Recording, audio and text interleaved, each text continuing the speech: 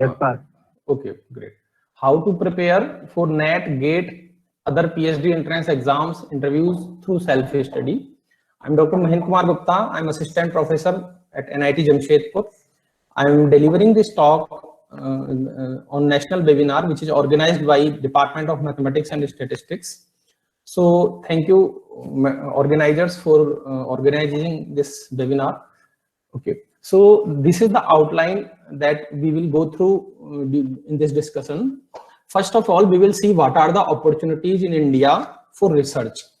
So what are the best institutions for research, how to get into that, what is the getting admission procedure for the best institutes of India for mathematics research, and then what kind of life academicians they live, and then we will go through why we should do mathematics, what is the reason that we should follow mathematics, and which cases we should do mathematics research, and in which cases we should follow some other career path. And then we will come back to our opportunities, that what is the study material that we should follow to crack NET and GATE.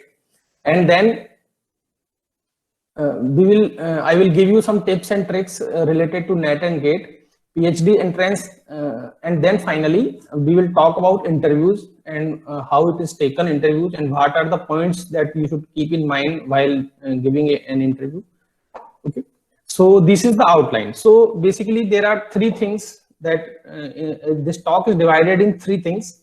The first thing is the opportunities. What are the opportunities? The second thing is that the motivation behind the mathematics. And the last thing is that how to crack it, how to get the opportunity. Okay, so we will go one by one. But before I start my talk, you have to understand it that this talk is a philosophical talk. This is not a mathematical talk. So in this talk, there is no absolute truth. So whatever I'm going to speak, I'm just going to speak my mind. I'm going to speak which is based on my experience and my opinion.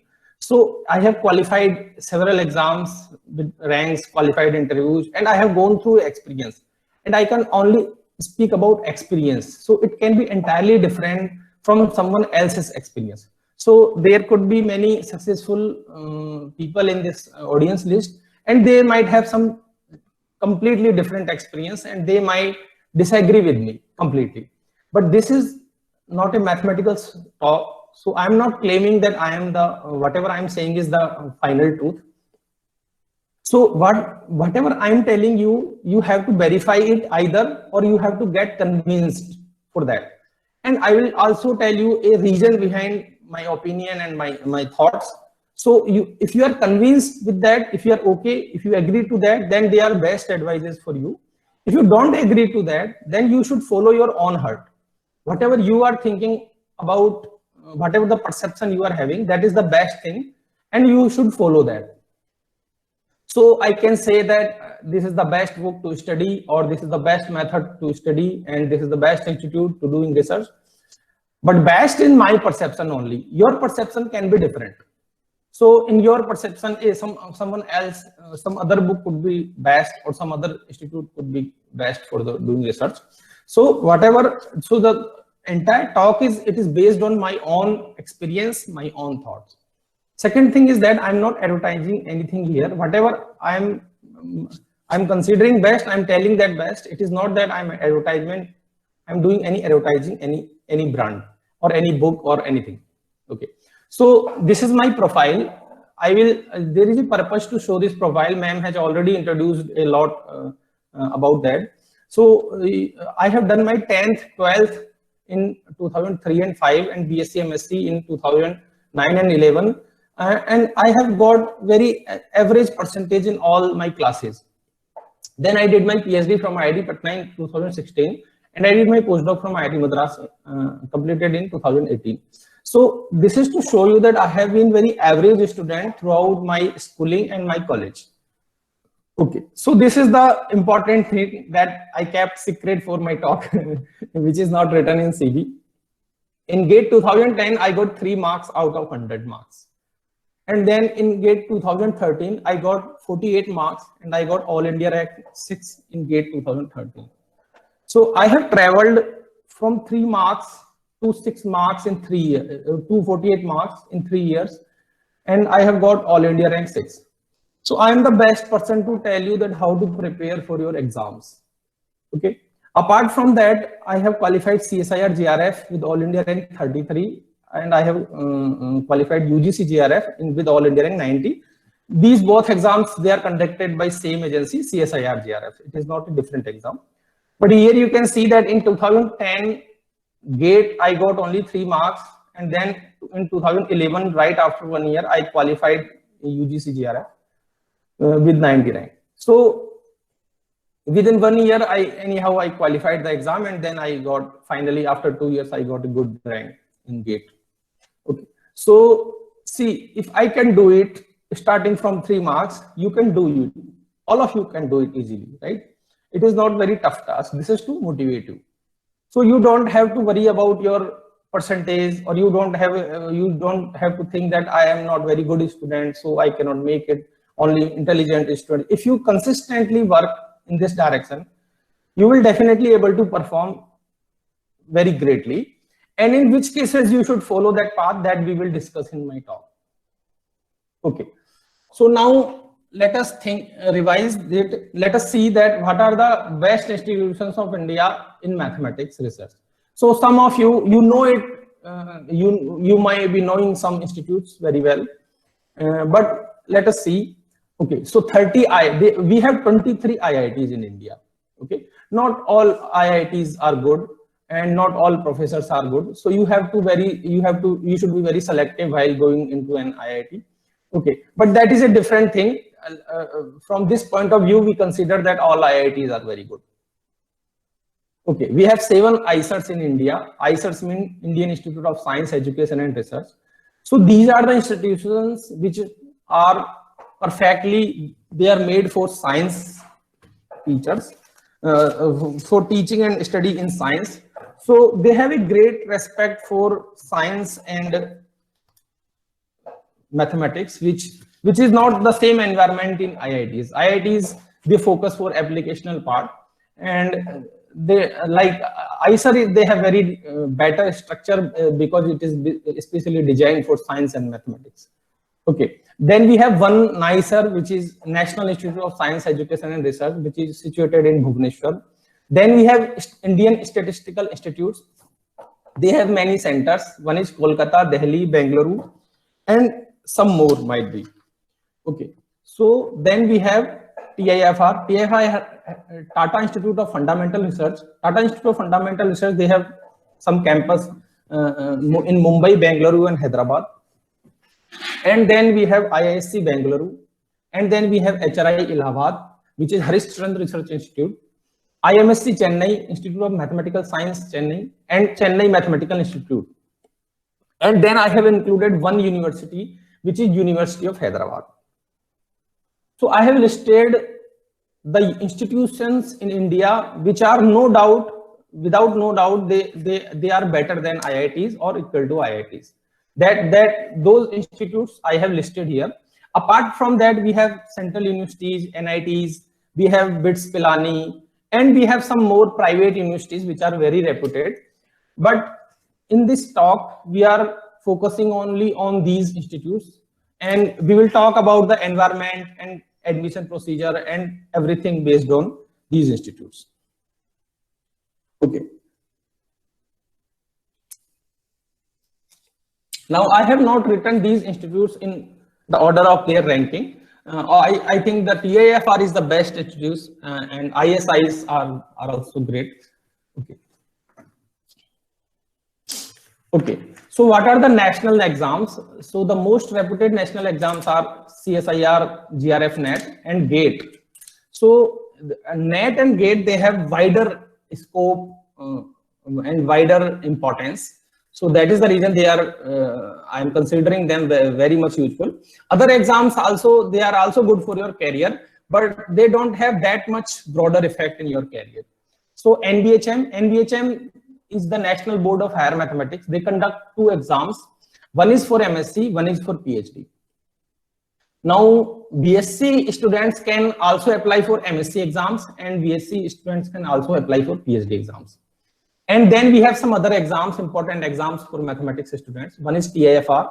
They conduct exam for integrated PhD, admission for integrated PhD, and then CMI, MSc Mathematics PhD, and ISI, they also have different exams for MSc admission and PhD admission. Okay, so now we will see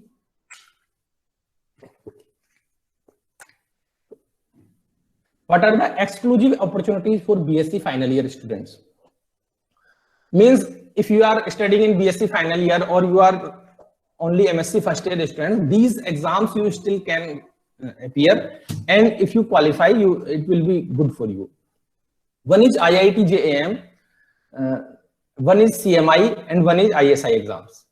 And apart from that, there is one exam which is conducted by National Board of Higher Mathematics. And if you qualify this exam for doing MSc from anywhere, so if you are right now, you are doing MSc from some institute, you can continue MSc from there, and you can get fellowship of 6,000 per month if you qualify NBHM exam. Now, after completion of BSc, you don't have to go to MSc. If you are sure, you can directly do your PhD. These institutions, they offer direct PhD after BSc, which is called integrated PhD. One is TIFR, Tata Institute of Fundamental Research, and then NBHM conduct one exam for PhD entrance. So if you select this exam, of course, in all exams, you have to face one interview after the written. If you qualify the written exam, after that, you have to face one interview. So you can get PhD in ISER, HRI, IMSc, or NISER. And IIT JAM, if you qualify IIT JAM, then you can get opportunity for doing PhD from IISc, Bangalore. Okay, so let us understand this concept. There is one exam which is conducted by NBHM. So there is one exam for MSc, for doing MSc. If you qualify it, you get fellowship for doing MSc from anywhere. There is one exam for doing PhD. If you qualify it, you have two opportunities. Either you do PhD from anywhere and you get fellowship. The fellowship amount in India for doing PhD is fixed mostly that is a standard amount, because some universities, they offer some lower amount. That is a different thing. But the standard amount is right now it is 31,000 plus HRA for initial 2 years and 35,000 for rest of the years, for next 3 years. So that is the standard amount. So if you qualify NBHM's PhD entrance examination, you do PhD from anywhere, you get 31,000 per month plus HRA. And if you are also selected for these institutions, ISER, HRI, IMSc, and NISER, then you can do MSc from there, and then also you will get the fellowship. And if you are selected for PhD right after your BSc, your fellowship amount will be same. It will not be decreased. It is not like that the MSc holder will get higher amount, and after BSc, if you are entering to PhD, you will get lower. No, for initial 2 years, you will get 31,000.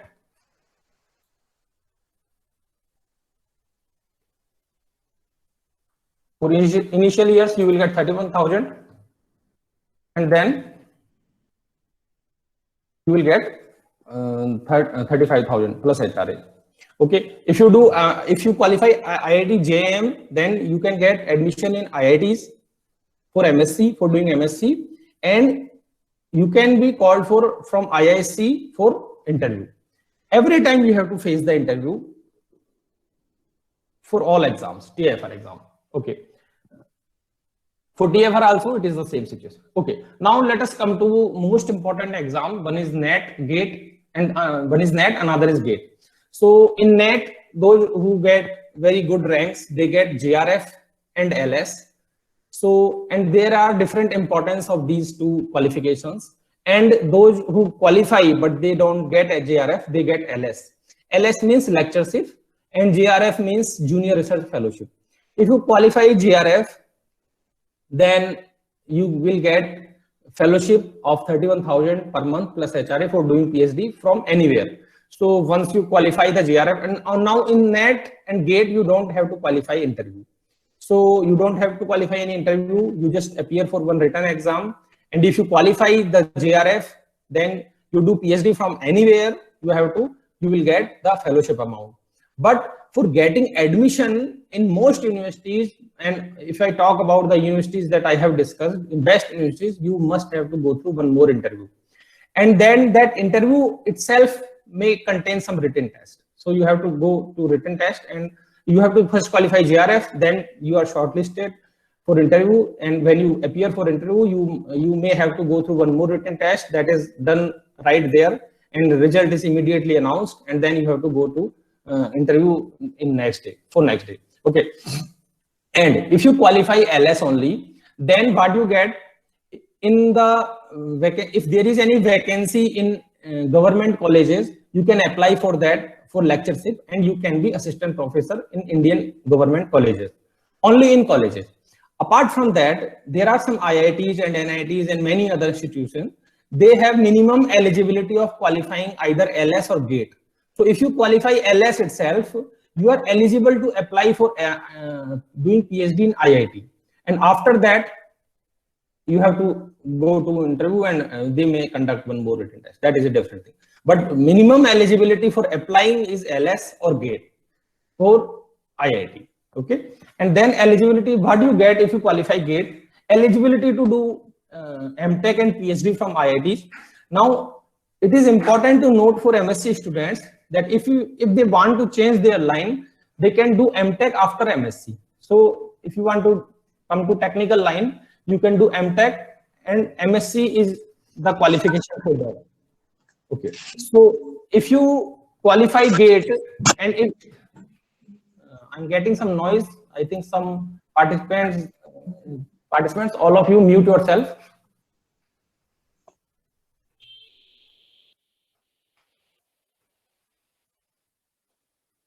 Okay.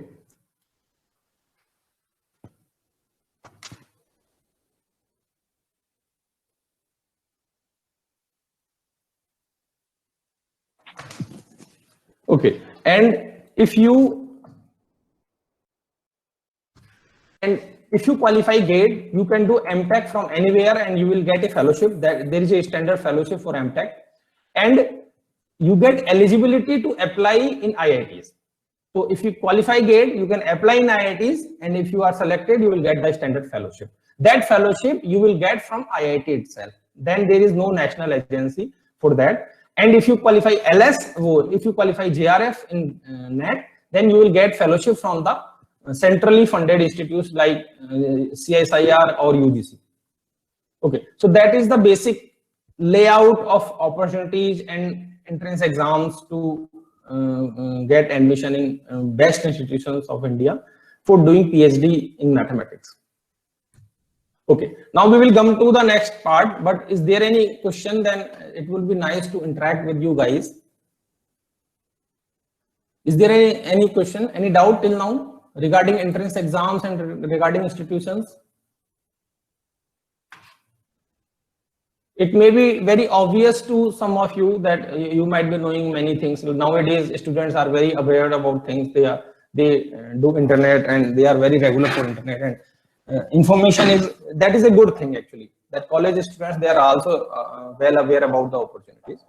Okay. So now next thing we go to the motivation part. So first of all, I'm assuming that all of you are students of mathematics, either MSc students or you are faculty member. Okay, so I just want to ask one thing, that after the 10th class, you could choose some subjects, right? You could choose biology, and then you could go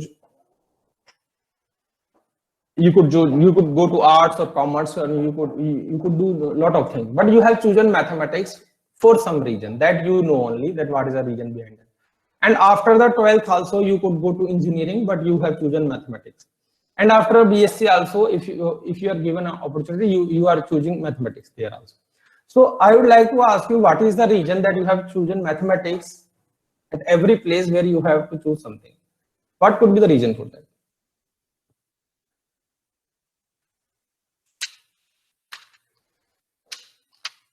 Okay, so you can either speak or you can write in the comment box.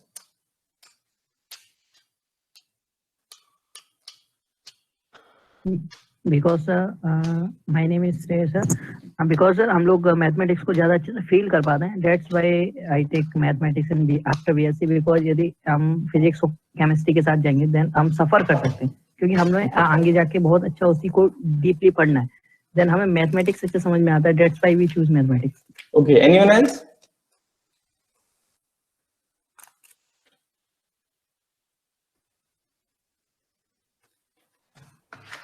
So the thing is that there could be several reasons that you thought that this is a good career opportunity, you will not be jobless, you will get job somewhere, you can start a coaching or you can teach in colleges, you can also do research.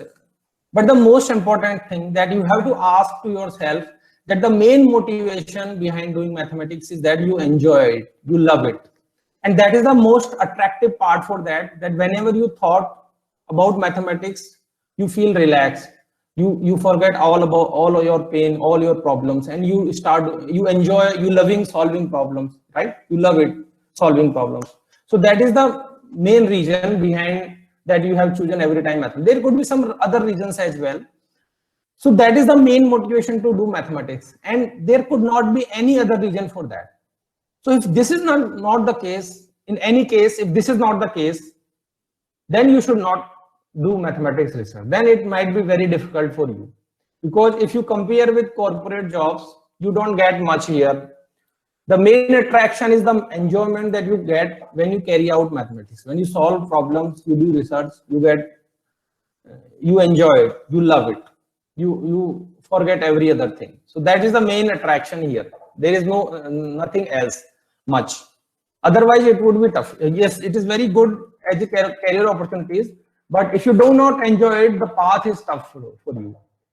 Okay, so let us try to understand what is mathematics, and great people, they have written some quotes about mathematics, and we will analyze those quotes, and I will put my opinion about that.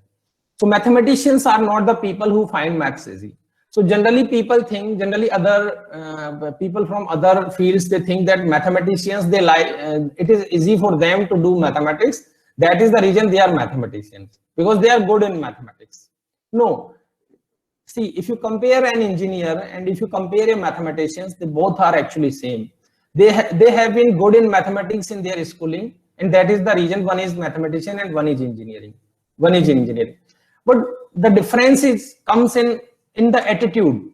Okay, so we enjoy it. You can't enjoy the simple things, right? You can't enjoy the things which you can do easily. You can only enjoy the things which is tough for you. And it is tough for you and you still can do it. You have the confidence that you can do it. That is the reason you enjoy it. Okay, so I will connect these both quotes. Good mathematics is not about how many answers you know. It is about what do you do when you don't know. So that is the difference between engineer or mathematician. That if you do not know the answer, then your aptitude comes into the picture. So engineer will ask questions to others. If he doesn't know the answer, he will ask questions to others, and he will search on the internet. But the mathematician will take it differently. He will think about it, and he will enjoy the situation where he doesn't know the answer and he is thinking, and by his logics only, and he can solve it. And then he will take minimum help from books and internet and from other sources. So that is the thing that makes a mathematician different. That the way he is taking it is completely different compared to the other fields people. So it is not easy. Mathematics is not easy for mathematicians. The only thing is that they don't worry about the situation. They enjoy it. They enjoy that it is right. If we are given two mathematics problem, one is very easy to solve, one is very hard to solve, and we could eventually we could solve both of them, then definitely we will enjoy the problem which is tough for us. We will not enjoy the problem which was easy and which we could do easily, right? So that is the thing that is in us.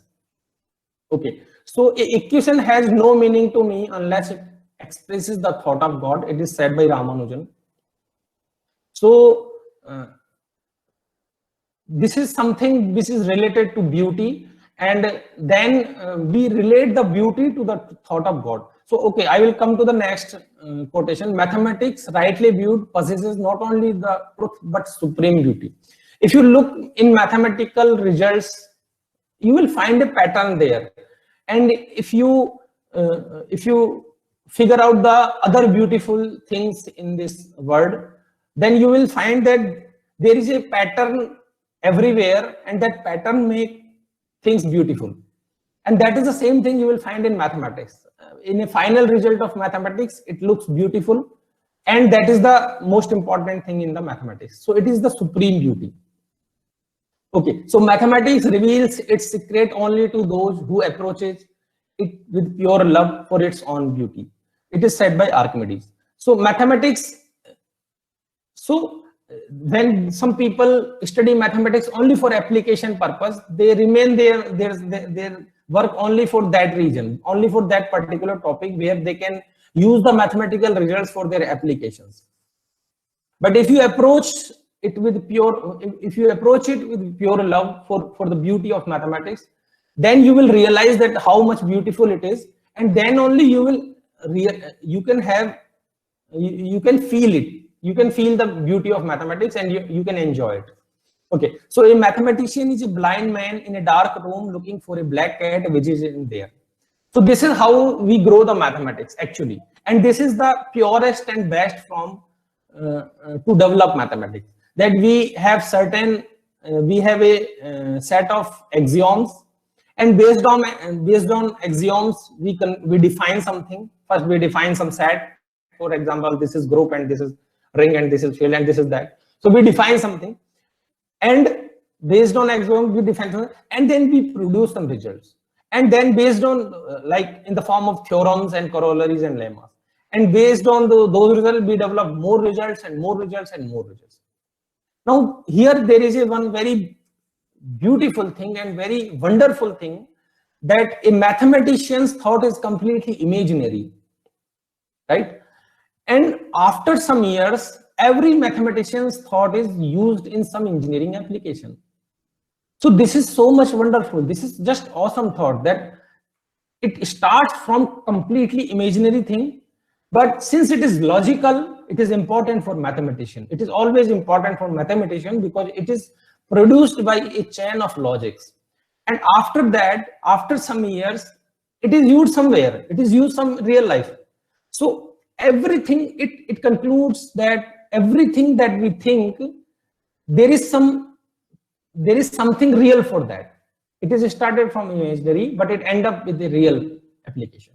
So mathematicians should not worry about that. Mathematicians should not worry about the applications, or they should not think that application is very necessary for mathematics. Mathematicians should only worry about the logical chain and logical development of mathematical laws.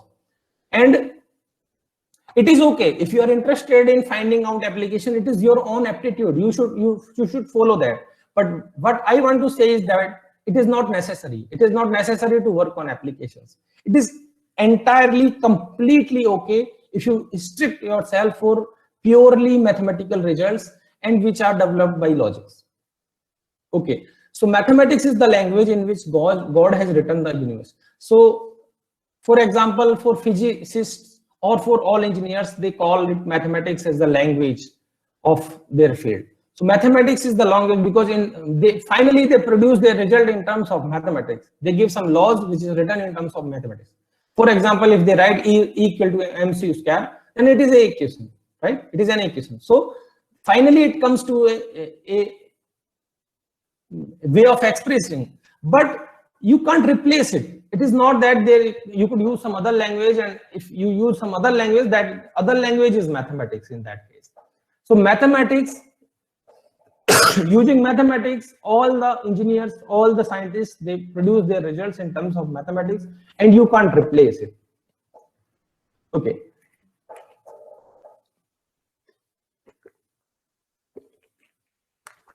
Mathematician's pattern must be beautiful. The beauty is the first test. There is no permanent place for the word for ugly mathematics.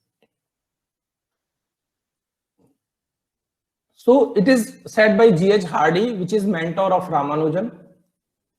So mathematician, so that is the, so what are the things that mathematician, what is the motivation for mathematician to develop results, right? When he is doing something, what he is looking for, that is the important question. He will look for a pattern. Finally, he will look for a law, for a theorem which has some pattern and which makes some sense for himself only. For mathematician itself, it makes some sense. Maybe it is not good for other, it is not, they other field people, they don't find it useful, but that is a different thing. Okay, so now here we come to a point that every mathematics is beautiful, but every beauty is not mathematics. Okay, let us look at it. Look at the result. What is written here? 3,1 is a prime number. 3,3,1 is a prime number. 3,3,3,1 is a prime number. 3,3,3,3,1 is a prime number. And in this fashion we go, and finally we find out a number which is not prime. 3,3,3,3,3,3,3,1, which is not prime number. So it shows so how the research is done in mathematics. Like, first we have some intuition. The intuition is based on beauty, and we follow the intuition.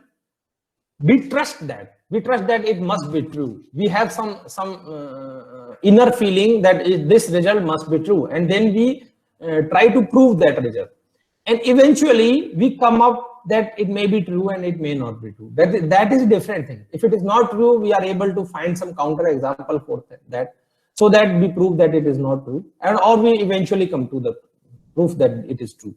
But it is important that intuitions are not sufficient for proving the results. Intuition only can initiate your thought. Intuition can only give you a hint that this thing can be a result. You can go in this direction, but after that you have to prove it.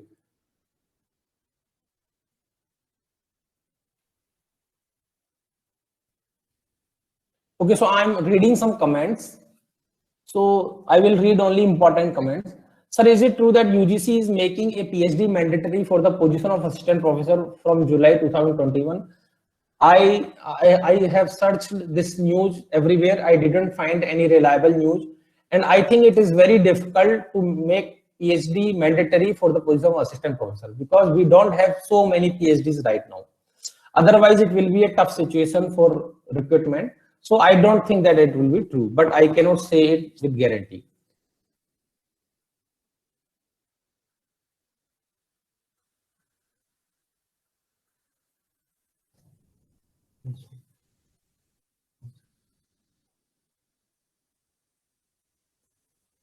Okay, so that is the problem that, so the Revati is asking that I solve a problem and I feel very happy, and that is the reason that I have selected mathematics. But I want to know that how can we apply mathematics applications to the real life, and that is the most important problem that mathematicians face every day. Every day they are questioned about their answers. People ask that what is the application of your life, of your work. They have to answer to their students, their teachers, and everywhere, their reviewers and everyone else, to the society itself, that they ask what is the application of. So this is very this is not a right way to look at mathematics. You have to realize that mathematics, it is not only a science subject, it is also a art subject. So when we look at it, look at mathematics at the point point of view of art, you don't have to find any application of it. Okay, so for example, what could be the applications of paintings? Is there any application of a painting? Why it is sold so costly? Some nice paintings, they are sold so costly. What is the real world of application of it? Can it solve any technical problem of the real world? Okay, what is the application of any kind of beauty? Of course it is not. Of course there is no application of any kind of beauty, because if you understand that beauty, you get some enjoyment, you feel good, and that is the most important application. And the similar things are for mathematics also. If you do mathematics, you enjoy it and that is sufficient for you. You don't have to look for the application. You don't have to worry about the applications. And what is the job for engineers? You have to understand what is the job for engineers. Their job is to do application of mathematics in the real world. That is the concept of their study. It is not the responsibility of mathematicians to do the applications, right? But if you like it, then you can do it. That is a different thing. But don't do it just for the satisfaction of the people, just for the to show off, to impress people that see I'm doing such a wonderful work and I'm finding some applications of the mathematics. No, if you are interested in it, you can do it. That is a different task, but it is not a mathematician's job. Mathematicians, if they look at mathematics and they enjoy it and they do it and they do logical developments, and people from mathematics field itself, they appreciate it, then it is sufficient. They don't have to get a certificate from engineers that our work is good or bad. Okay, so now I will go to the next thing. This is a joke I have got from social media. Which of the following is the most different from others? Okay, so a PhD in mathematical biology, a theoretical mathematician, a PhD in statistics, and a large pepperoni pizza. So what is the answer for it? Which one is different?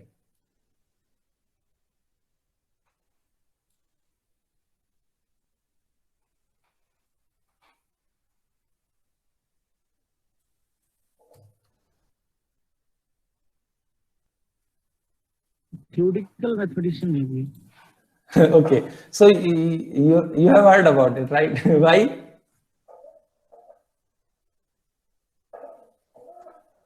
There is no application.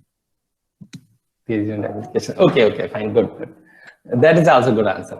Okay, so the answer is that the other three can feed a family of 4. So this is written in a, so I want to show you, I'm coming to the topic that what kind of life mathematicians live. Okay, so a PhD in mathematical biology, a PhD in statistics, and a large pizza, they can feed a family of 4. It means they like PhD in mathematical biology and PhD in statistics, they earn so much, then they can feed a family of 4. And the large pizza also, it is sufficient for a family of 4 for one-time food.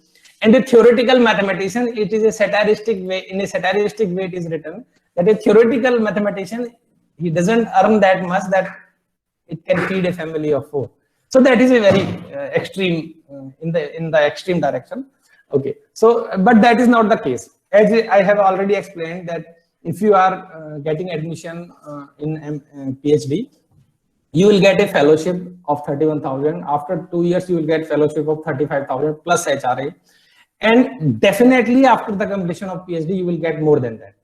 Okay, so, and if you are recruited to IIT or NIT, your starting salary would be around 1 lakh. And most engineering colleges, they pay, engineering universities, they pay around 50,000 to PhD holders generally. Okay, so your salary may be ranging from 50,000 to 1 lakh if right after completion of the PhD in mathematics. So yes, you can feed a family of 4 definitely. But if you compare it with the corporate world, if you compare it with the engineering, yes, it is very less, but that is a different thing, right? You are not here to make money or to become rich. As I said that so there is a theorem I have written. You should do PhD in mathematics if and only if you enjoy doing mathematics. That is the only reason for you to do mathematics in research. Otherwise, even if you earn well after doing PhD mathematics, it will be difficult for you to survive because you have to perform that kind of aptitude of doing mathematics. So if you do not enjoy it, anyhow you complete your PhD, which is also a tough task, but anyhow if you can complete, after that also your life won't be easy. But your life will be a fun completely if you enjoy doing mathematics, if you follow this path. So that is a sufficient reason for you to do mathematics. Now, okay, so now I can come to the second part, but before that, if there is any question in this part, motivation of mathematics, then I can solve your doubts.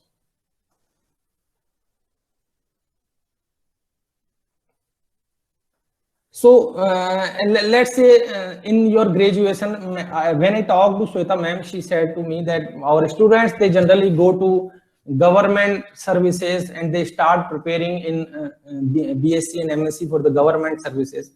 There are, of course, there are several reasons for that. Of course, there are several reasons for that, because our society is not very much aware about the PhD and their life. So they are most likely to get, so they want you to get settled in your life. So that is the reason they ask you to do preparation for government jobs. And then you also get that kind of environment there, because see, if you can do PhD in mathematics only if you complete your MSc with mathematics, right? But for example, for other government jobs, many of your friends might be preparing for that. So there might be some friend from BCom, and then he or she is also preparing, and then there is someone from arts, then she is also preparing for that exam. Then you have to live in an environment where everybody is preparing for government jobs, and there are very less number of people who are doing MSc or BSc with full giving 100% to it, so that they can go to research or they can go to teaching also. No, that is the reason that students, mostly intelligent students, are diverted. Even if they enjoy mathematics, even if they love mathematics, they get diverted, they go for government services because they are living in a society where everybody is doing the same, where everybody is preparing for government jobs. Now, one more thing is that when you prepare for government job, or any kind of thing, what is the first thing that comes in your mind? That is a salary and a lifestyle, that you will get a easy lifestyle and you will get a good salary. Okay, so now think about the long term. Can you enjoy it after long term? After 3, 4, 5 years, you will get saturated with everything. You will get saturated. So if there is no work in the department, you will get saturated to it. And are you saying something, Jayasri? Okay, and you get saturated with salary also. So these are not, if you don't get, then there will be problem for you, right? If you don't get the salary on time, there will be problem. But if you keep getting your salary, that cannot be the main source of satisfaction for you after a long time. After a long time, you need some work which you enjoy the most. So you have to, yes. Your slides is not visible. So my slides are not visible to everyone? Is it visible to others? Yes, sir. Okay. So I'm starting it. Maybe some technical problem from your side, Akash. Okay. So that is the main reason that you don't. Okay. So it is not. Okay. I will try it again. I'm stop sharing, and then I'm sharing it again. Oh, it is disconnected. Really.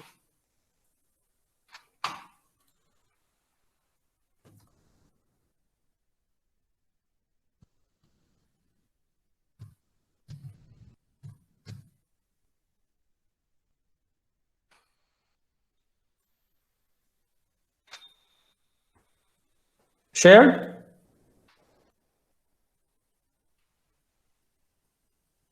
Yes, sir. Okay. Yes, sir. So if you have made some goal in your life that I want to prepare for this particular exam and I want to go to it, you must think that what will be your life when you are selected for that, and you have to think about the work. So there is one thing, that what are your skills and what are your strong points, so that you can be selected for that. So you should choose only those areas where you are more likely to be selected, because the requirement and your aptitude, they match to each other. One thing.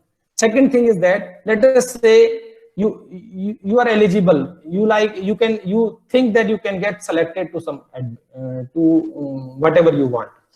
Okay, so now you have to think in a long term, that do you like that job? For example, you are preparing for bank exams and you want to be a bank employee and you will be a government servant, you will get a good salary. So do you like that job that person is doing? If yes, then okay, no problem. I'm not here to motivate you that every one of you should do mathematics, PhD mathematics. That is the only thing in this world. No. But you have to think about that if you are selected to that government job, you cannot have a craving of every government job, like whatever I get, I will do that. It's okay. First thing I need in my life is government. No, you cannot do like that. You have to first analyze which is the things that you enjoy the most, and you have to select a job where you are allowed to that job, that work which you enjoy the most. Then only your life will be like a poetry. You will enjoy it all the time. Otherwise, after some year, you will be in a situation where you cannot do anything. If you get a job, if you don't like the job, if you don't like the work that is done by a bank employee, and you are selected as a bank employee, and after 5 years, you can't do anything. You can't leave a job because you have a family to feed. You have a work from morning to evening which you don't like at all. That might be the case, right? So then you cannot do anything. Then anyhow you will think that anyhow let me finish it. Whatever is happening, let it happen. It's okay. Just ignore everything. No.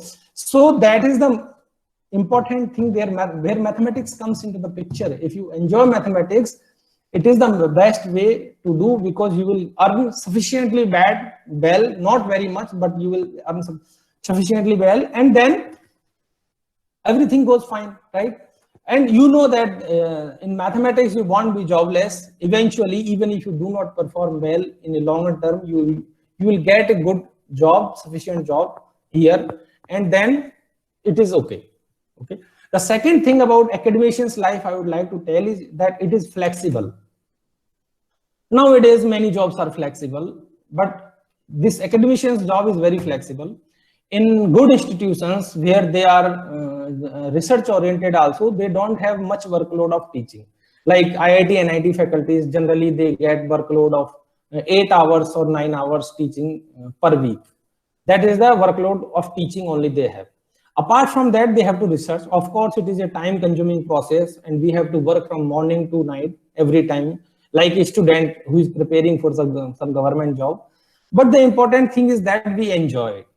We enjoy it 80%, because there are some things which we do not enjoy it, because doing research is a very good job and we love it, but writing it and sending so many letters and communicating it, and it is the thing that we do not enjoy it, but we have to do it. That is the process of writing articles. Apart from that, in our job, we have to do some paperwork. That also thing that we do not enjoy, but 80% time we spend in things which we enjoy the most, that is teaching, studying, and doing research. So that is the main motivation for you to do mathematics. So before choosing any goal in your life, you have to keep these points with you, that do you enjoy the thing that you will be given after if you are selected. Okay, now I will come to the preparation part, which is the most attractive part for you, many of you. Okay, so this is the organization of NET. This is the organization of NET exam. There are 3 sections. In one section, out of 20, you have to do only 15 questions, and every question is 2 marks each. And out of 40 in part B, there are 40 questions. Out of you have to do only 25 questions, and each question is having 3 marks each. And the part C, there are 4 options for each questions, and all of them can be true, or some of them can be true, and you have to answer all the options which are true. And each question is having 4.75 marks each, and A and B will be having negative marking 25%, and C is not having any negative marking. You might be aware about that. These are the main organization of the syllabus. There is 1 unit, analysis and linear algebra, complex analysis and algebra. This is unit 1 and unit 2. Unit 3 contains applied mathematics part, ODE and PDE, numerical analysis, calculus of variations, linear integral equations, classical mechanics, and statistics. Okay, so the 50% part is based on pure mathematics, and 25% in applied, or 25% is statistics. Okay, so these are the importance of the topics. Linear algebra, nowadays the pattern may be changing. As I have declared already that it is based on my perception, and some information might be outdated because I was preparing few years ago. So nowadays the trend could be changing, but that is okay. So linear algebra is the very most important for NET exam. You have to especially focus on matrices part. Everything you study from the matrices point of view. And if you study Jordan form, then you are done. You will be able to solve most topics, most questions if you study Jordan form very well. Then real analysis. Real analysis is a tough task for many students. You are a true mathematician when you understand the epsilon delta definition of anything. Okay, if you understand it, then you have entered to mathematics. Okay, so real analysis is a very tough thing. Then ODE, PD, modern algebra, complex analysis, numerical analysis, calculus of variations. Now, calculus of variations, I consider it very important because the syllabus for it is very small and maybe just some formulas. And then there are some questions which are appearing to NET exam every time, and you can solve those exams. Okay, so what is the best study material for NET examination? What is the best study material? First, I will ask you, what is the material that you follow for your university exams? How do you pass your university exams?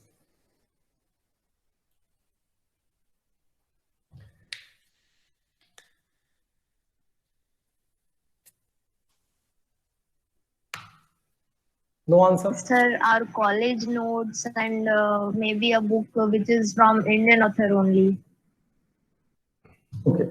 So we used to pass our university exam by studying previous 5 years question papers. That is the only thing which was important for us to pass our university exam. In most universities, the same culture is there, still there. Of course, in autonomous universities, the same is not there, but in state universities, the same culture is there, I think. Okay, so you study previous year's question paper because many questions, they reappear.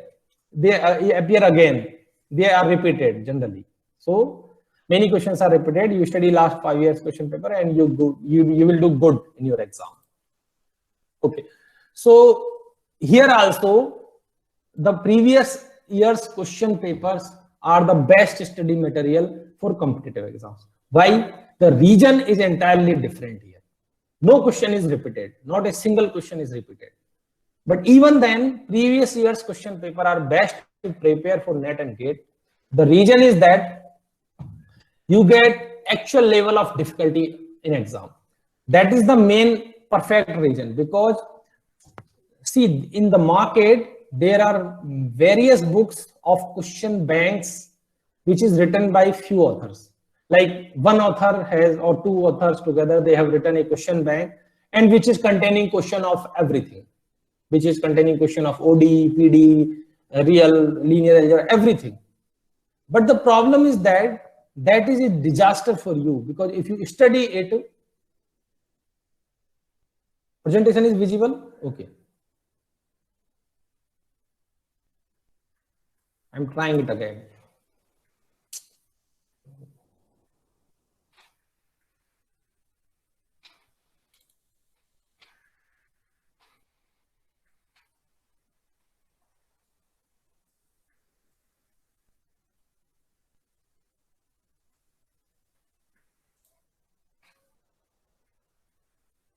Okay, so because if you study that, your time is consumed, but the main problem is that you don't get the actual level of difficulty. Questions are very simple, and you have to keep, and there are so many questions, so they consume your time, but you don't get the actual level of difficulty. But if you solve questions from previous year's question paper, the actual level of difficulty you understand. You understand that this kind of level of difficulty I have to face in the real exam, and you solve questions from that point of view. Second thing is that to identify frequently asked questions and topics. See, there is no question. Let us assume that there is no question which is repeated. Every question is different. But still in the syllabus, there are some chapters, some topics, they attract to question paper setter. So the topics are repeated actually, because some topics they attract more to question paper setter, and for some topics it is difficult to design a question. So automatically you are more focused to the part of the syllabus which is attracting to paper setter for preparing questions. To develop the problem solving skills, that is one reason, because a theoretical knowledge and qualifying a written exam is entirely different.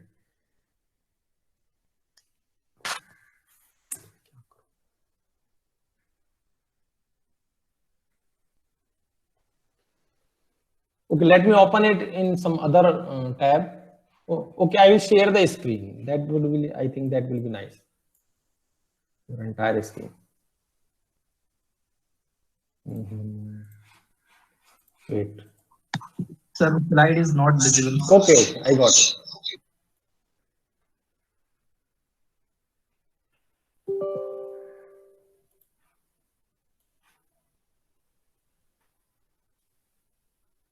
Visible?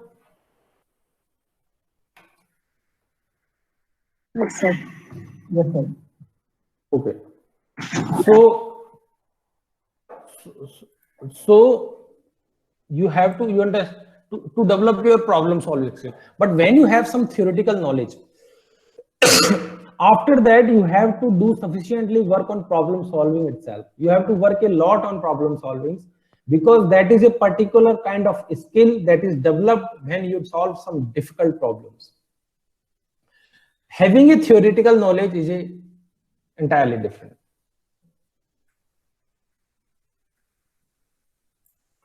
Screen is not visible, sir. I don't know. Okay, now visible? It's visible. Okay. Okay. So that is the reason. Second thing is that to make your study interesting. If you study previous year's question papers or any problem book or any question bank, your study will be interesting. But if you study only theoretical books, you will feel boring after some time, and that may reduce your study hours, and which will eventually you will feel guilty that you are not studying enough. You can try it that you spend some time on studying only on theory, and then you see how much you study, and then you spend some time solving only on questions. Then you will see that your study hours are automatically increased, your confidence is automatically increased. But if you study theory, since it is not interesting to you, or it may not be interesting for you, you give only less number of time to that, and then you feel guilty. You blame yourself that I am not studying. But the reason is that the study is not interesting for you. Okay. Now, caution: from any question bank, if you are able to solve more than 50% without external help, or with a lot of thinking, or without a lot of thinking, immediately stop it. It is just a waste of time. If you are solving any question bank and not visible, sir.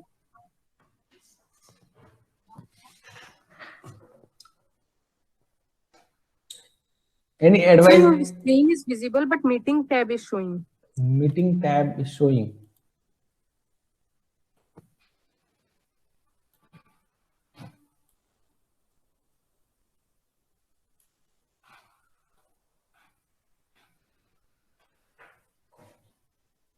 Okay. Yes, sir. Okay.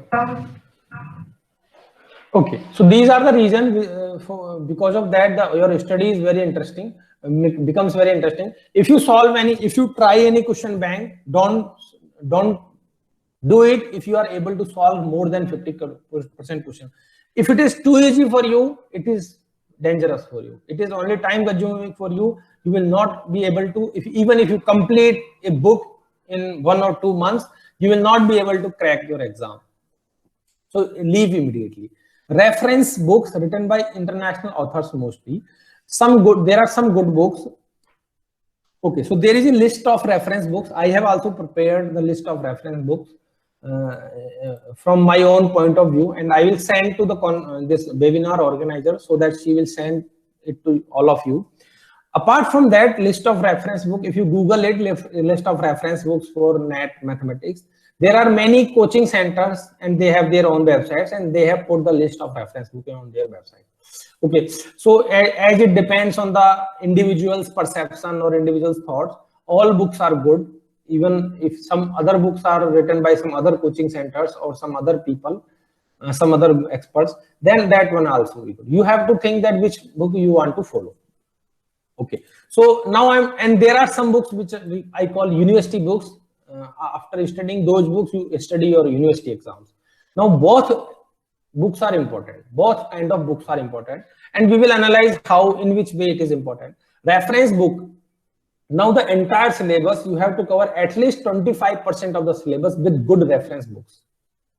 At least. You cannot crack an exam by only studying your university books. It is very tough to crack an exam by studying only university books. No, at least 25% of the syllabus you should do by reference books. For example, take any two topics. Let us say I take real analysis or ODE. So real analysis and ODE I will do from the books which are called reference books, and I will study them completely, very deeply. Mostly books are written by international authors, and it is really tough to start with the reference books because they have a different way of writing, and most of the topics they are listed in the exercises, and very less things are explained, and exercises are they have a lot of questions compared to the Indian authors. Indian authors, they explain a lot of things in the content itself. So reference books, but you have to cover at least 20. So two subject, pick any two subject of your choice from the syllabus, and these two subjects you have to study from reference books. You have to study and these topics should be very interesting for you.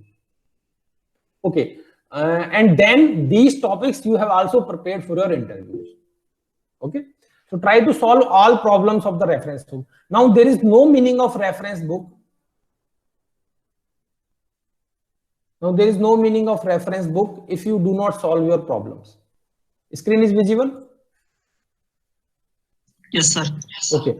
Okay. So the main important thing in the reference book is the exercise itself. If you study exercise, if you solve all the problems of exercises, then only consider it studied. Otherwise, consider it not studied. That is also a mistake that most students do. They study theory, they leave exercise for later, and they study theory in the next chapter, and they keep questioning, and they think that we have studied the book without solving exercises. By only examples and by only theory, a book is not considered studied. Okay. Speed is not important. Now this thing you have to understand.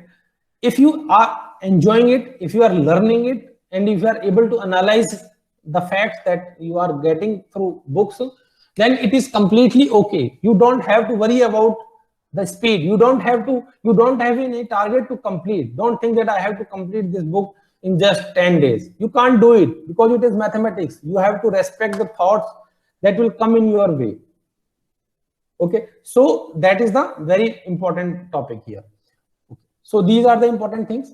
Now, as I have kept in my title that through self-study, how to crack the exam, right? So we will focus on self-study. So I'm assuming that, okay, so now first I will elaborate what is the role of a coaching center. Is it doing a coaching or having a tuition is important for cracking exam? Of course, no. I have never gone to coaching center. I have never studied any tuition. I have not taken any external help, and I have done everything myself. And there are several students you will find that though who qualified exams by self-study itself.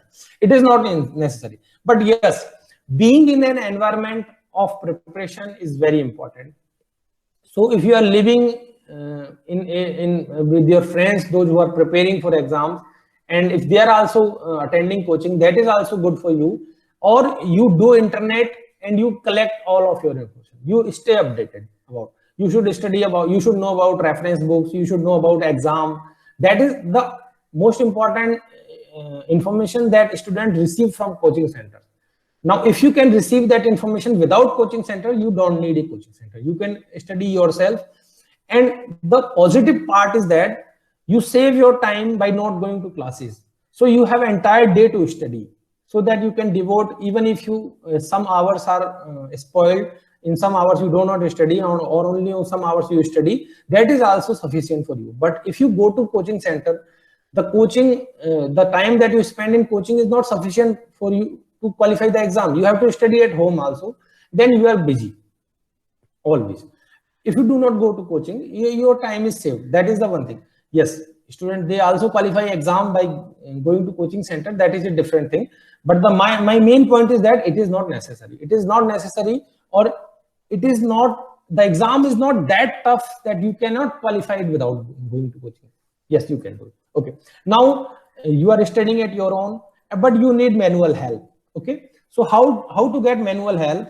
So this is this slide I have prepared 4 years ago, and I have not updated it. So just I want to explain you the concept of it, that there are Facebook groups for NET mathematics. Now I'm not encouraging you to do social media or spending time on social media, but if you are already spending what ma'am? Sir, I'm Priya. Sir, I'm Priya. I was saying that nowadays we people don't use, I mean, we never used Facebook. Okay, so I'm continuing it.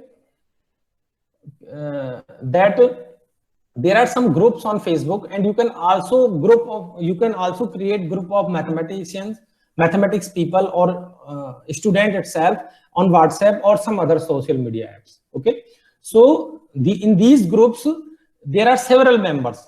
Now, if you want to ask any question, for example, you are solving previous year's question papers, and there are some questions that you could not solve, then you can take a screenshot of it, or screen capture. If you are studying from laptop or desktop, you can take a screen capture, take a snapshot, and you post in the group.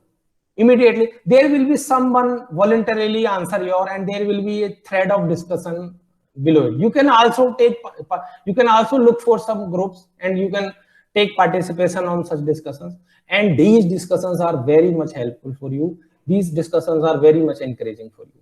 You will enjoy it if you get a society, if you get some people, they are also doing the same thing, right?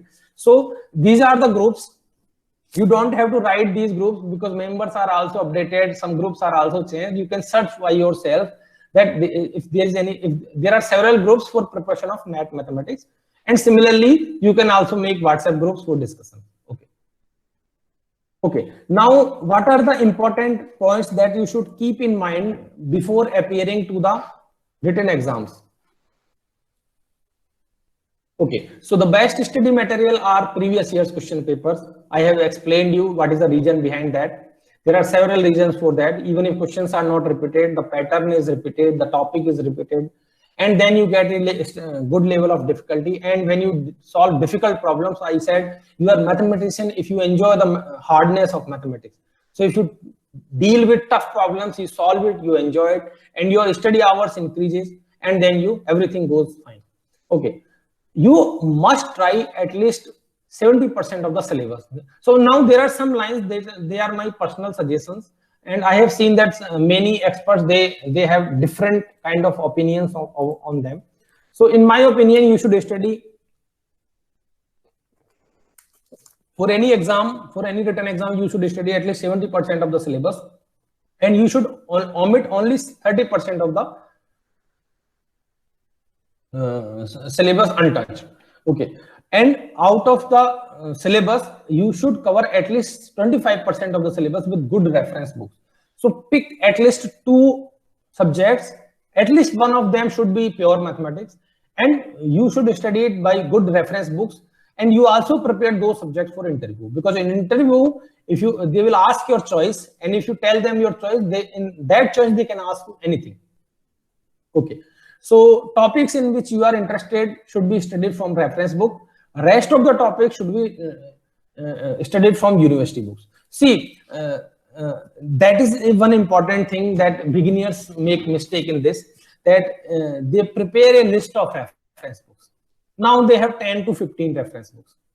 Now it is impossible to study all the subjects from reference books and prepare all of them very good. It is very tough. It is not possible. You don't have much time for that. So you can be expert only on few subjects. For other subjects, you have to, because university book, anyhow you are studying your don't start any new subject with your university book. If there is any book which you are not using for your qualifying, for your qualification, like BSND, MSc, then you should not study it. You should study it only if you have already studied it, right? If there is any university book you have already studied for your BSc and MSc, then you can revise it only for NET purpose.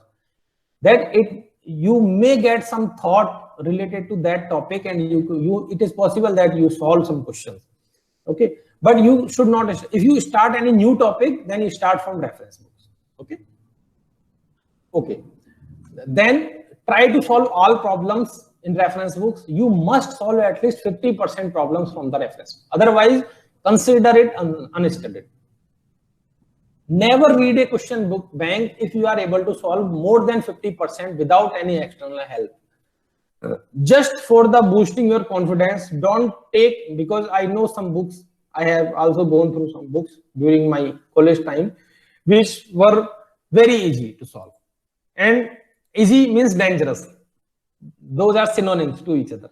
Okay, so if you are able to solve too many questions, then even if previous year's question paper, even if you are able to solve previous year's question papers more than 50% without any external help, don't study it. It is not for you. Then you are very genius. You should study reference books and you should start doing something wonderful. Okay, and make a discussion group in your university. You can join Facebook groups, WhatsApp groups for mathematical discussions and manual help. You need some manual help sometime, right? You cannot, like, there will be some question which is appeared in previous year's question papers, and you will not find solution anywhere. You look for any reference book, you will not be able to solve it.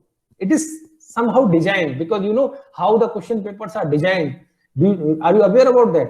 They exams, they conducting agencies, they call several professors from several good universities and IITs and all the places, and those, like, one professor is setting only 5 to 10 questions, and in this way they have a collection of so many questions, and out of them some are selected for exam.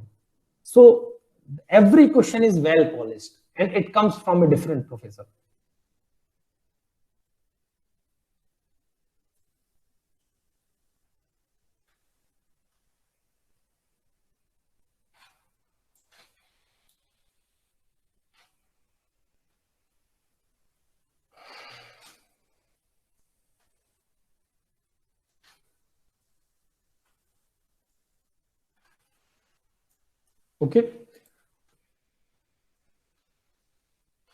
Okay, so these questions are very important. In that case, these questions are very important. Okay, now before the written exam, before 2 days of the exam, you should revise quickly all the topics that you have studied.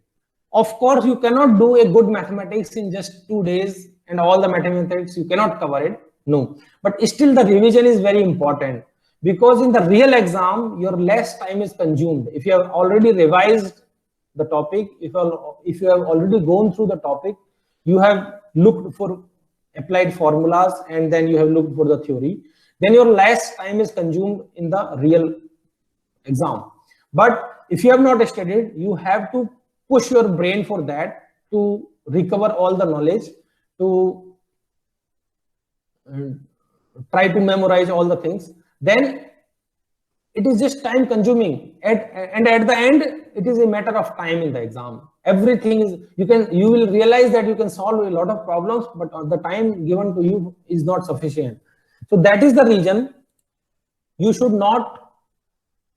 revise all the things, so that the less time is consumed in exam. Especially formulas from applied mathematics are very useful. I have seen that there are some questions from numerical analysis or from operation research. They are very easy, but you can solve only if you have studied it once. only if you can recover your knowledge. Okay, so now what you should do while during your exam? Did I miss a slide? A slide is very important. Yes, this slide is very important. We have 25% of negative marking, and in GATE we have 33% of negative marking. So we have different negative marking for different exams. Okay, all right. So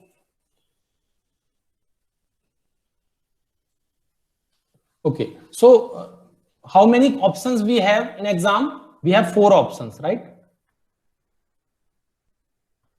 So let us say if you attempt any question at random, how many questions? Let us say you have attempted 4 questions at random.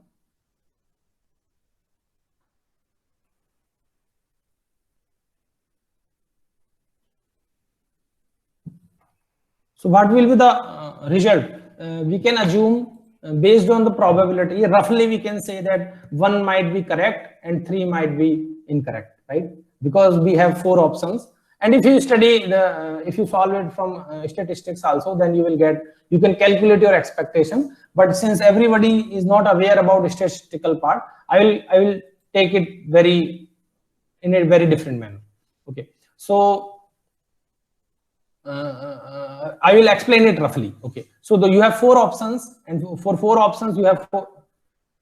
If you solve 4 question papers, 4 questions at random, then 1 question must be right and 3 questions must be wrong. Okay, so you get how many answers you get for right answer?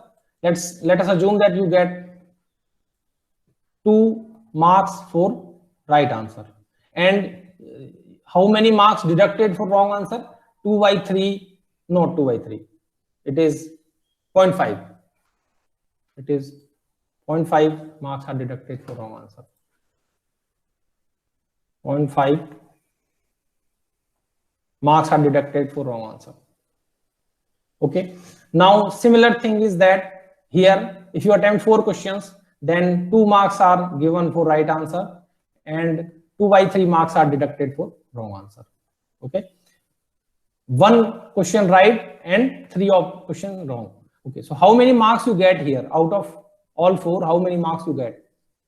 So 2 in 2 minus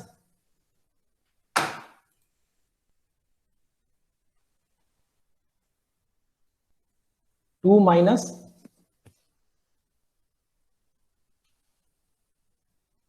3 into 0.5.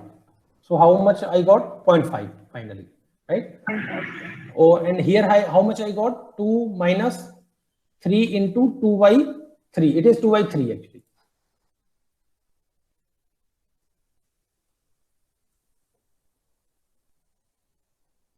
Okay, so 2 by 3. So how many marks you got? 0. Okay, so I don't know how many of you are understanding this calculation. If you are attempting 4 questions at random, and since there are 4 options, assume that you can assume roughly that 3 will be wrong and 1 will be right, because at least 1 will be right. We cannot say anything definitely. All 4 may be true and all 4 may be wrong.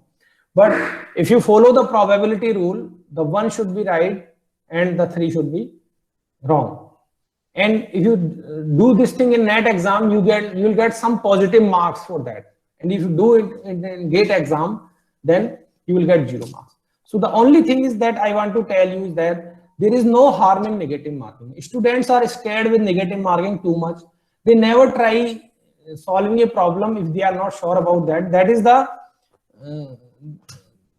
is the misconception that they have about negative marking. Negative marking are not for your loss.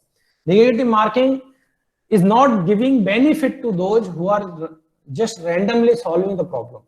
That is the main purpose of negative marking. Negative marking is not for the loss of students. So if you solve a question by negative marking, you don't actually lose anything, right? In NET exam, if there is a 33% of negative marking and there are 4 options for each question, you don't lose anything. If you attempt random questions, you don't lose anything. Yes, you don't get anything. And that is the purpose of negative marking, that you should not get anything if you don't know anything. But there is no loss eventually. And if in NET exam you get something, so let us forget it. Let us assume that there are some options for which you are sure that they are not true. For example, there is one question, I don't know about the answer of the question, but I can definitely say that the option D will not be right. I'm sure about it. Okay. So now I will answer from A, B, and C, right? Then I should attempt it because it increases my chance of getting to the right answer. As we have already calculated that if I don't know anything about the answer and even then I attempt it, the expectation is 0 in GATE and there is a positive expectation in NET. But for attempting, if you know for some options that that is not right, then your probability increases and then you should solve it. Okay. So I'm moving to the next slide.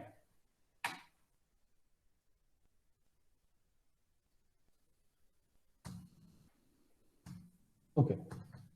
Okay. So before written exams, all points I have covered. Now, during written exams, you should attempt a question with a negative marking if you are sure that at least one option is not correct. Okay. Second thing, in NET exam part 3, there are 15 choices. So in NET exam part 3, there is no negative marking. Okay. But still, if you make a collection of all possibilities, for example, option 1 is true, option 1 and 2 is true, option 1 and 3 is true, option 1, 3, 4. Like in this way, if you collect all the possibilities, you will get 15 possibilities.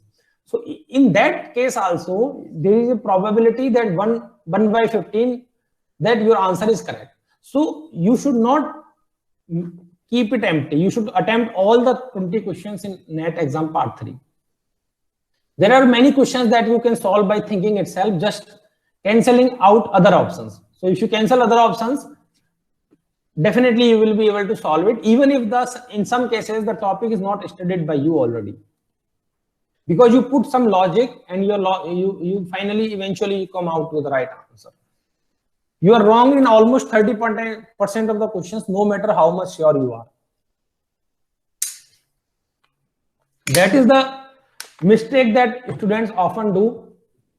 If 40% of marks is required to qualify an exam, they study only 40% of the syllabus very well, deeply enough, and they solve questions and they think that they will be selected.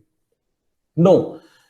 Even if you come after the exam, you prepare a list how many questions you have attempted right, and you will see eventually that at least 30% in those questions they will be wrong, because there is some loop, there is some trick, and you have fallen in that trick and you have attempted wrong. Okay, so make your own strategy of time management during exam. Try to increase your speed. So when you should already know that how much time I should give to section A, how much time I should give to section B, and how much to section C, and then how much time I should spend on one question itself. Okay, and you should not cross that limit. Is it not visible again? My screen is visible? Visible, sir. Okay, okay. So you should keep on that. You should not cross it.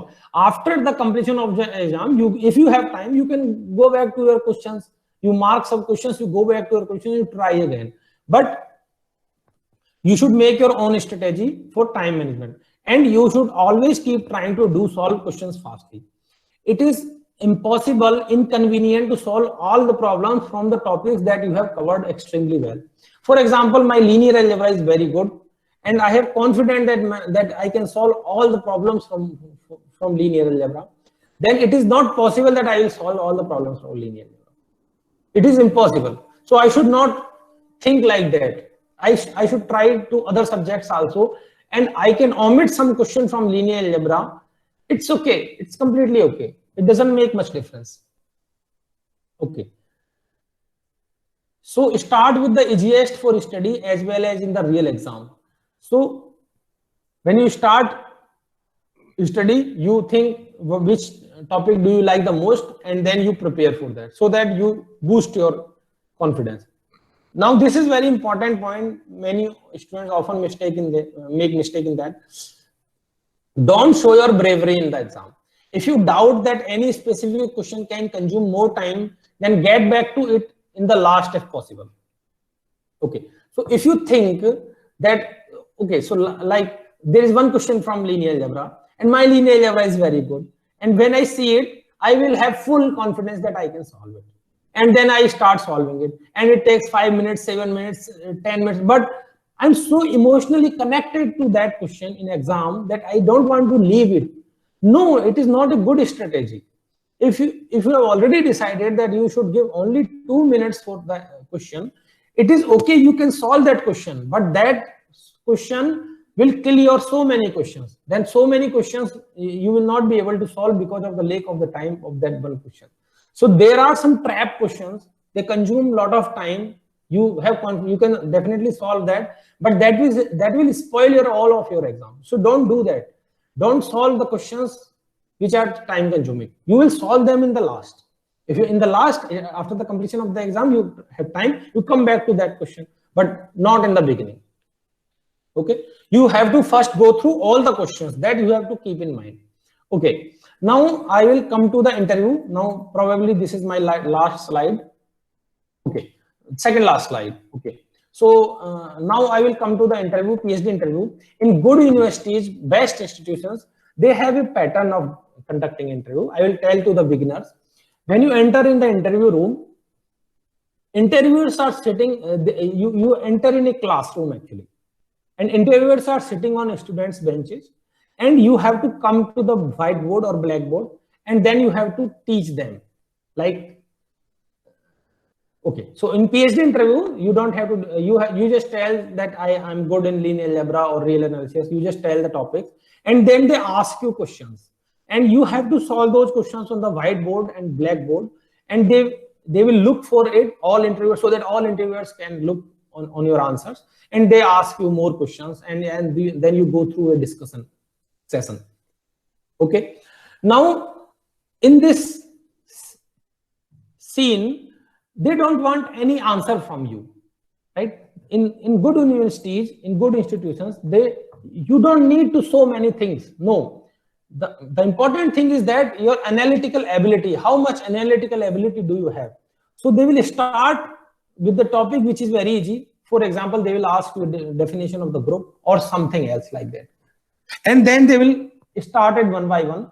And even if your knowledge is not sufficient and you are good in analysis, you can analyze the problem very well, you will go through it.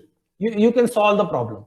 Okay, so that is the thing that they are looking into you in good institutions interview. Okay, cover at least 2 subjects for interview. In most of the institutions, 2 subjects are necessary and sufficient. See, 1 subject is not sufficient sometimes. 2 subject is sufficient. Don't worry about any other subject. Be extremely good in at least 2 subjects. So if you are, for example, algebra or linear algebra, or for example, real analysis or ODE, be extremely good in these 2 subjects, and then you can crack any interview. 2 subjects are necessary and sufficient. Okay, your prepared subject must be prepared from reference books, right? You cannot qualify a good interview with your university books. You have to qualify only if you are very well studied that topic. Okay, if you don't know the answer, you should try to go as close as you can go. In this PhD interviews, since they are looking for your analytical abilities, many people they will tell you you should not unnecessarily speak. You should only speak if you know the answer. If you don't know the answer, you don't. No, this is not the case for PhD interviews. In PhD interviews, you actually don't know the answer. You have to produce the answer there itself, right? So you start discussing, you start going to close to the topic, close to the answer. If you are able to, it is possible that during this period you come up with the solution. Okay. Okay, relax. There is no time limit for you. You just go, you just sit there and you take your own time. And you will find interviewers are already relaxed. They are also having snacks. They are just chit-chatting to each other, and you don't need to worry about anything. So you have to relax, because if you are not relaxed, you cannot do a mathematics there, right? Because you don't have ready-made answers. Like it is not, they are not checking your knowledge, or mathematics is not based on knowledge so that they question you and then you answer immediately. No, you have to think, right? And for thinking, you should be relaxed. Okay, admission to PhD is done twice a year. Okay, now there are some other important things for being mathematician. There are only 3 ways to have a good mathematics: think, think, and think. It means there is just one way to do mathematics, and that is think. Hard work, this is a place where hard work is not sufficient. It is not the only matter of hard work. You have to think about, and you have to analyze the data. Whatever that you study, you have to analyze it. And that is the most important factor for good mathematics. Best technique to study mathematics is do it by your own. So that is the best, simplest, and fastest that you study, do it by your own. You prove all the theorems that comes in your way. So students, they have tendency to study the theorem from the book and then to get convinced to it, which is a wrong pattern. It's okay. After studying, you find logic and you are convinced to it, and then you memorize it. It is mathematically, it is okay. But no, it is not the best way to do. The best way to do is that you solve the entire theorem by yourself. If you need help, then you look a little bit and then you start thinking again. Okay, in this way you solve. Solutions are not important. How to do is important. Okay, so it is not, as I have already discussed, that it is not important that how many questions you can solve. Your way of solving is very important. When you study mathematics, actually you don't acquire knowledge, you actually develop ability to solve the problems. So the ability to solve the problems you have to increase. Okay, knowledge you keep for books. Apply for summer schools in top institutions in India. Most schools are fully funded. There are several schools, they are fully funded, as I have listed there in my previous slides. I have listed good schools, they have summer programs, and you should apply. They will give you all the travel expenses, and they have free lodging, boarding for you. And it is the best encouraging environment for you. You will realize that the field of mathematics could be so much glamorous. It could be so much cool. Okay, so, and they will teach you the mathematics in a different point of view, and it is completely free if you are selected. Okay, Wikipedia is good for understanding of introduction of a subject. So if you start a subject, a new subject, you do Wikipedia, and you will get a very nice knowledge in a short form. So try to make this habit. Now, if you want to ask questions, especially from experts worldwide, then you can ask questions on some websites, that is Math Stack Exchange or ResearchGate. Okay. Finally, if you attempt so many times and if you are not able to solve NET and GATE, if you are not able to qualify NET and GATE, it is completely okay. You could be a very good researcher of mathematics. You could be an awesome teacher of mathematics, even if you are not able to solve NET and GATE. NET and GATE is an ability to solve some objective questions. That is it, right? Apart from having knowledge of mathematics, you should also know how to solve these kind of problems.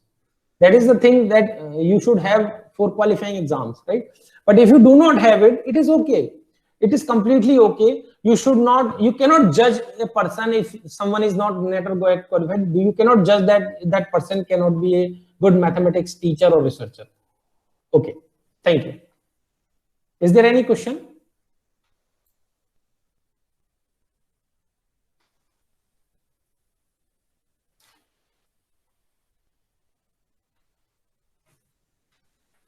Any question? Sir, is there any difference between CSIR JRF and UGC JRF? UGC JRF, okay, so there are two meanings of it. If you qualify an exam which is conducted by CSIR, some rankers, they give UGC JRF, and for someone they give CSIR JRF, and they have the same importance. Now there is one more NET test that is conducted by UGC. It is not basically for mathematicians, but statisticians, they apply for that. And so statisticians, they also apply for UGC NET, and they also apply for CSIR NET.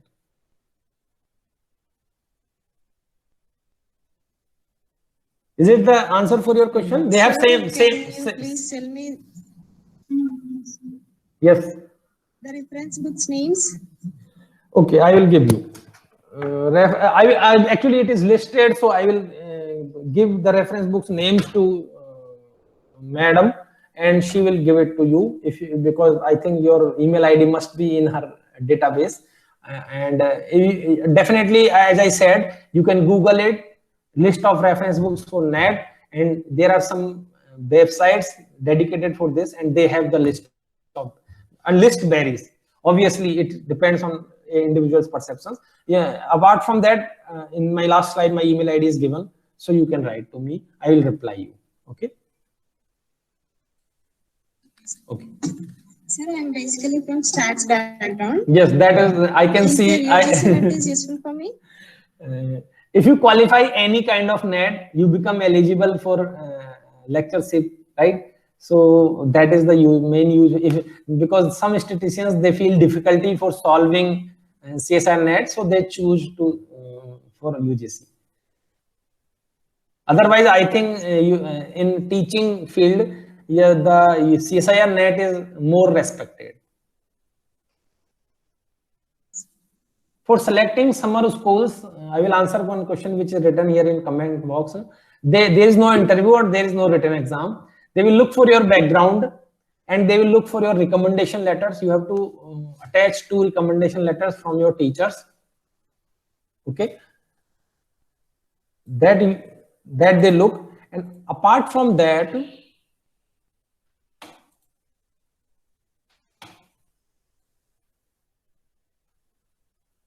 they look for diversity also. So for example, they look for statistical diversity and they look for university wise diversity. For example, students from for example IIT Delhi, like for example 20 students have applied for from IIT Delhi. Even if they are good, they will not select all of them. They will select only 1 or 2 from each institution and 1 and 2 from each state.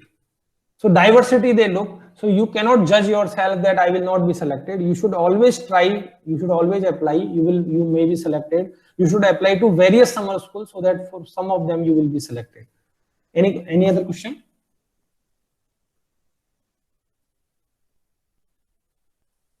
No, it does not affect. If there is any gap, it does not affect. As long as you don't relate the things, other don't have sufficient time to relate the things. If you discourage yourself that I have a gap in my study and I cannot do research, then you will find everybody discouraging. But if you are confident enough, nobody will say anything. You are selected, you are doing, you will definitely do a good PhD and everything will be well.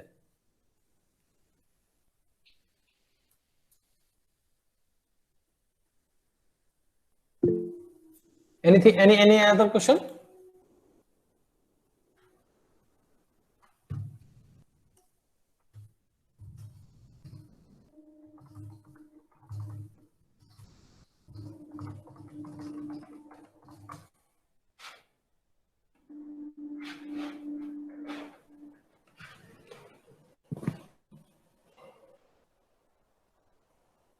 How can a person publish papers during MSc under the guidance of a teacher?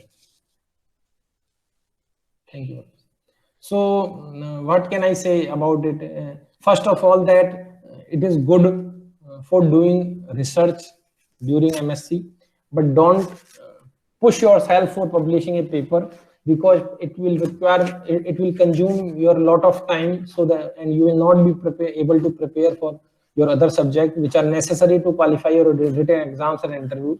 So do your research, and and definitely you need some guidance of a teacher, because paper writing and communicating is a process where you need some training. It is not like in mathematics, you cannot do it by yourself.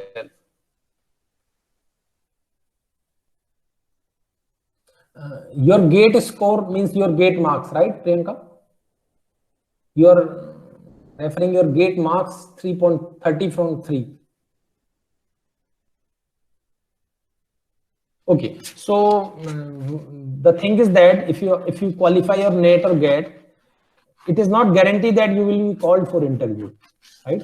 But yes, you become eligible to apply for IIT, and then you have to wait for if they call you, and definitely you will get call from some places or other, and you prepare for your interview. That is the best thing. And you also prepare for your GATE exam next year. Any other question?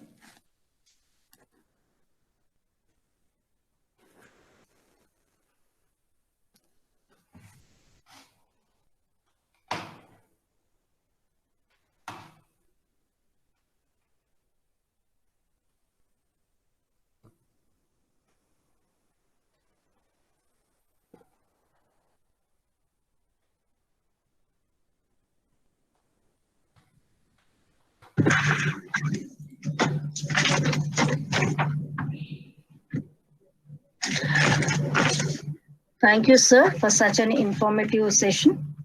Thank you, ma'am. Our greatest weakness lies in giving up, sir. The most certain way to succeed in is always to try just one more time. Now I call upon Mrs. S. Jayashree, Coordinator Statistics, to propose vote of thanks.